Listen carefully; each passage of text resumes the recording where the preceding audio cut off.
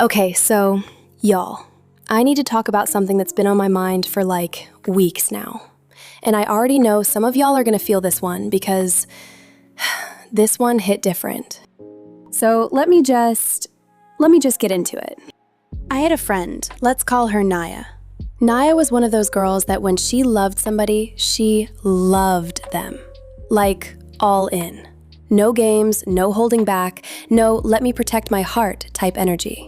She was just open. And honestly, that used to be me too. So Naya meets this guy. We'll call him Dion. And Dion was, he was cool. He was cool at first. Like he said all the right things, showed up when he was supposed to, the whole nine. Brought her flowers on the second date, remembered her mom's birthday, even texted her good morning every single day without fail. And Naya?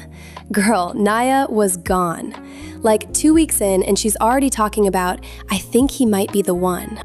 And I'm sitting there like, ma'am, it's been 14 days. 14. You don't even know his middle name yet. But that's Naya for you. She's always been like that.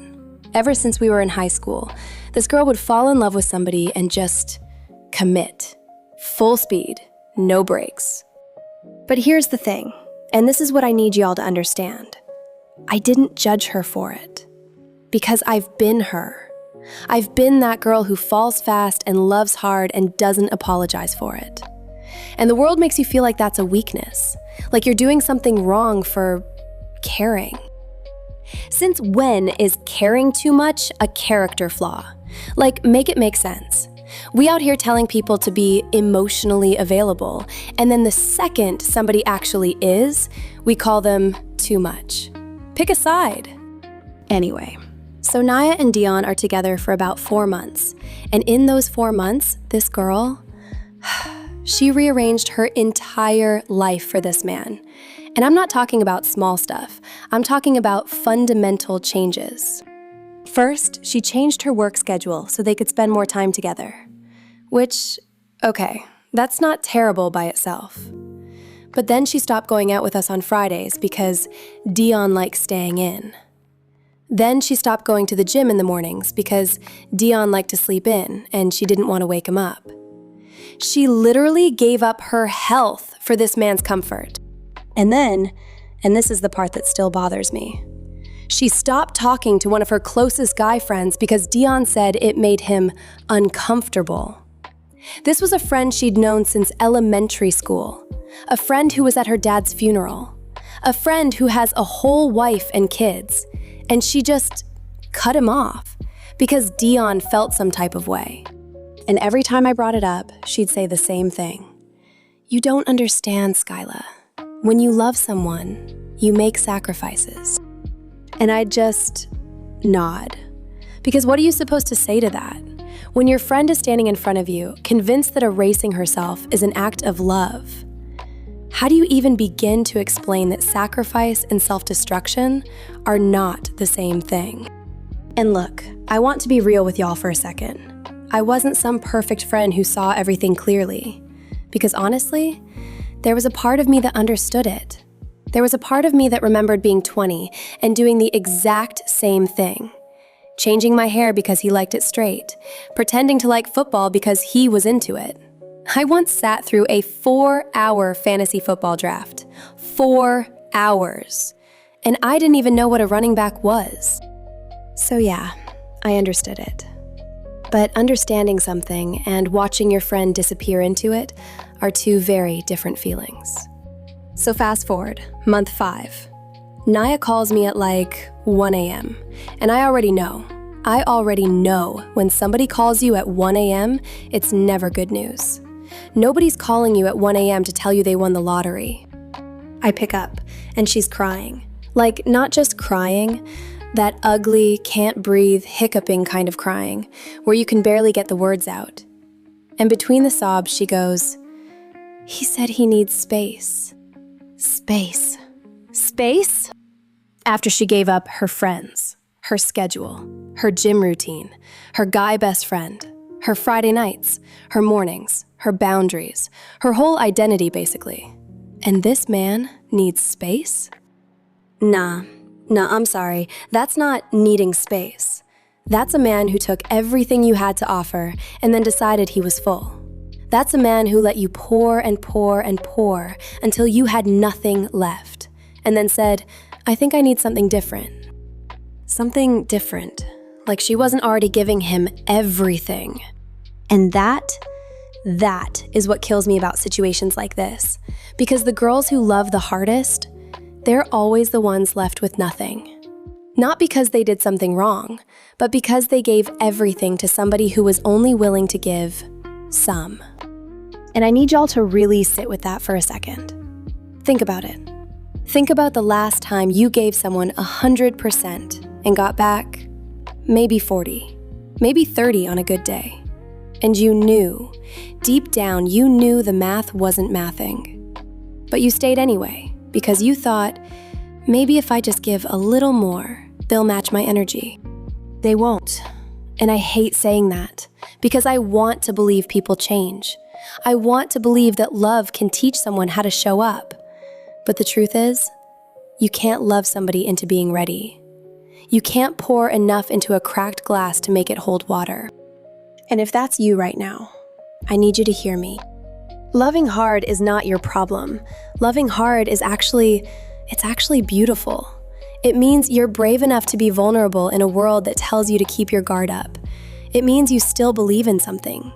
And in a world full of people playing games and keeping score, that's rare. But, and this is the part nobody talks about, you have to love yourself just as hard, maybe even harder. Because if you don't, you'll keep ending up in the same situation. Different guy, different name, same story. Because here's what happened to Naya. After the breakup, she didn't even know who she was anymore. Like, I'm not exaggerating. She literally came over to my apartment. I'll never forget this. She sat on my couch staring at the wall, and she said, I don't know what I like anymore. I don't know what my hobbies are. I can't even pick a restaurant because for 5 months, he always picked. I don't know who I am without him. 5 months. That's all it took for her to completely disappear into somebody else. 5 months of what do you want to eat? And what do you want to watch? And whatever makes you happy, until she had no wants of her own. And Dion moved on in like 2 weeks. 2 weeks. Started posting with some new girl, living his best life, going to the same bars he used to go to before Naya, going to the gym at 6 a.m. like he always did, hanging out with his boys on Fridays. You know why? Because he never stopped being himself. He never gave up a single thing, not one thing. He let her give up everything, while he gave up nothing. And the worst part? He probably doesn't even realize what he did. In his mind, he was just being himself. And honestly, that's almost worse. Because it means he never even thought about what she was losing. And that's the pattern, right? The person who loves more always loses more. And it's not because love is bad. It's because somewhere along the way, we confused love with self-abandonment. We started thinking that the more you sacrifice, the more it proves you care. Like, there's this thing people say, when you love someone, you do anything for them. And I used to believe that, I really did. But now I think that's one of the most dangerous things we teach people, especially women. Because anything shouldn't include losing yourself. Anything shouldn't mean your friendships disappear. Anything shouldn't mean you don't recognize the person in the mirror. Anything shouldn't mean sitting on your friend's couch at 24 years old saying, I don't know who I am. Real love doesn't ask you to shrink. It doesn't ask you to give up the things that make you, you. It actually does the opposite. Real love makes you more of who you are. It gives you space to grow, to be loud, to be complicated, to be all of it. And if somebody needs you to become smaller so they can feel bigger, that's not love. That's control wearing a nice outfit. I said what I said. Come get me. But for real though, after everything happened with Naya, we had this long conversation, like one of those 3 a.m. kitchen table conversations, with the tea getting cold and the tissues piling up, and you just talk about everything. And she said something that stuck with me. something I think about all the time. She said, I kept pouring into him because I thought if I just loved him enough, he'd learn how to love me back. Like I was teaching him by example. Y'all, you cannot teach someone how to love you by over-loving them. That's not how it works. You can't water a plant for two people. At some point, they gotta pick up their own watering can. And if they won't, then they're watching your garden die while theirs is flourishing. And that's not a partnership. That's a one-woman show. And I told her, I said, Naya, the love you gave him, that wasn't wasted. Not a single drop. It just went to the wrong address.